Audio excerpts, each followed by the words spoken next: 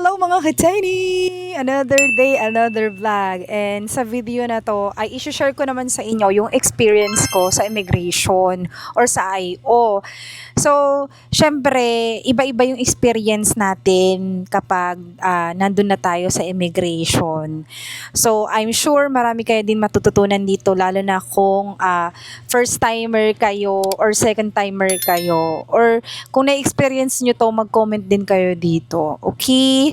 Alright. Eto na nga. Eto na yung experience ko. Sa totoo lang, hindi ko na-expect na maraming interrogation talaga yung nangyari sa aking going to Vietnam ba? Yung travel ko going to Vietnam. And hindi ko na, ako kasi parang kampante lang every time na pumupunta ako sa immigration or sa or any window doon sa immigration. And magkaiba talaga yung Terminal 1 at Terminal 3. So kasi sa Terminal 3 kasi yung time na nasa Hong Kong ako noon, iba talaga yung ano nila atake kesa sa Terminal 1 going to Vietnam. And napakakalma lang naman.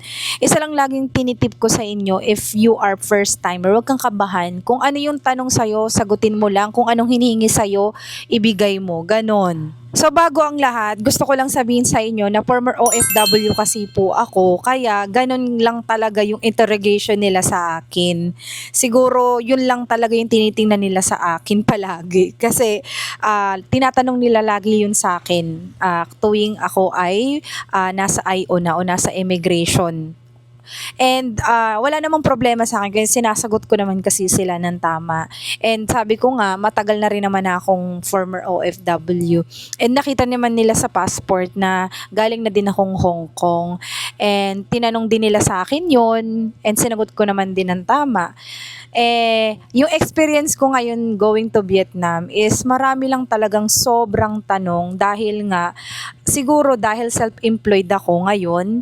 Kasi before, nung nasa going to Hong Kong ako, mga ka-tiny, is empleyado ako na kung saan, ang binigay ko lang is yung leaves of absences ko, certificate of employment. Ngayon kasi wala, kundi ang proof ko lang sa kanila is yung business and proof of income ko lang. Wala nang iba, kundi yun lang. And ang dami nilang tanong sa akin sa proof of income ko dahil nga bago lang din yung business na tinayo ko. And ang daming tinanong sa akin katulad ng credit card ko, ng bangko ko, pinakita ko yun sa kanila. Sobrang daming tanong, lalo na yung saan daw ako kumukuha ng source of income. Sabi ko sa TikTok, sa Facebook. Sabi ko kasi content creator din po ako na kung saan ay matagal naman na akong content creator sa TikTok, kumbaga live streaming yung ginagawa. Kumbaga siguro wala silang idea pagdating sa TikTok live streaming. Yun, in-explain ko pa yun sa kanila ng bonggang-bongga. Pinakita ko sila kanila yung transactions ko and ang nangyari kasi noon, may window, 'di ba? May window doon. Tinanong lang sa akin yung bank account ko at yung business at pinakita ko lang yung picture nung business ko. And then after nun, may second security pa na kung saan doon talaga yung matinding interrogation sa akin. Tinanong sa akin lahat kung saan ako kumukuha ng source of income. Ng income rather. And sinagot ko naman yun. And wala akong, sa totoo lang, sobrang kalmado ko talaga pag tinatanong ako kasi ayokong ma-feel nila na parang alam mo yun na parang oh my god ano na ako ma-upload ako kasi pag mas nakikita nila na kabado ka mas marami pang tanong. So although sobrang interrogate talaga, napatagal talaga ako sa second security doon sa immigration kasi nga kinuha nila sa akin lahat ng transactions, yung at saka yung documents ng aking business, yun, pinabuti na lang talaga, dinala ko yun. As in, hindi ko na-expect na hihingiin pa nila sa akin yun. And syempre yung bank account ko, ayan, pinakita ko sa kanila. Pati yung bank account ko sa PayPal, pinakita ko lahat ng income, lahat ng mayroong pera doon sa mga bangko, pinakita ko sa kanila para talagang kaya kong ano. Pero kasi 'di ba, on my point lang kasi 'di ba, nakita naman nila doon sa itinerary ko na fully paid na kasi 'yun kasi group booking kasi siya. Nakita naman nila na bayad na talaga yung ano ko. Kumbaga, pocket money na lang talaga yung ano ko, ang hawak ko kasi. So lahat ng pupuntahan namin, bayad na siya. So, parang kampante ako dun. So, hindi ko lang in-expect na sobrang daming interrogation sa akin pagdating sa proof of income. Nakalagay naman na dun sa return ticket, lahat ng itinerary ay wala na akong babayaran, accommodation. Kasi wala naman talagang babayaran kasi bayad na nga ni.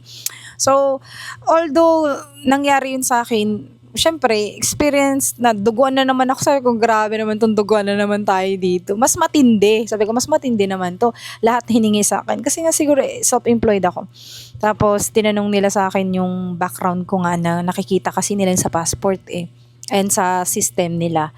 So, yun lang. And after nun, wala naman na siyang tinanong, kundi yun lang talaga. Ang akin lang talaga is sobrang, mas maraming tanong ngayon going to Vietnam than to dun sa papunta ako ng Hong Kong dati. Kasi, pinakita ko lang yung documents ko dati nun. Yun lang. Tapos, pinakita ko lang yung e-gob ko, pinakita ko lang sa kanila na talagang self-employed, ng empleyado talaga ako dun sa company na yun. Yun lang. Tapos after that, may pinirmahan lang akong document sa loob. Kasi for